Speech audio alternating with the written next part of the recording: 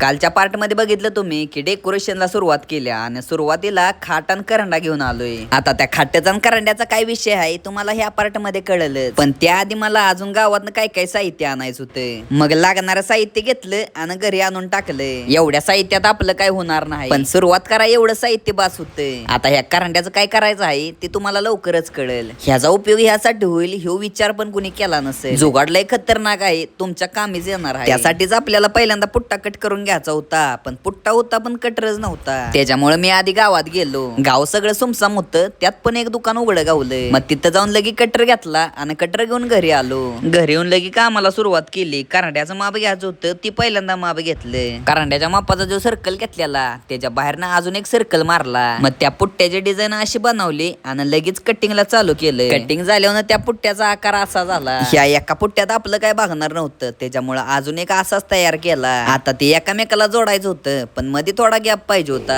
जेवढा गॅप पाहिजे होता तेवढाच पुट्ट्याचं तुकडं काढायचं होतं. म्हणून त्याची माप घेऊन जेवढं पाहिजे तेवढं तुकडं काढून घेतलं. मग ते चिटकवायचं होतं, त्याच्यासाठी त्याला पहिल्यांदा फेविकॉल लावून घेतला. फेविकॉल लावला तसं मग ती चिटकून पण घेतलं. जेवढं तुकडं चिटकवता येतील तेवढं चिटकून घेतलं, म्हणजे सपोर्ट पण गावतोय ना. मग ती पुट्ट्या चिटकून सगळं असं तयार झालंय. मग आधी पण कट केलेला तो पुट्टा त्याच्यावर पण लगेच चिटकून घेतला. आता ही नेमकं काय तयार होणार आहे ती तुम्हाला पुढच्या पार्ट मध्ये समजलं. त्यासाठी आपल्याला लगे फॉलो करा.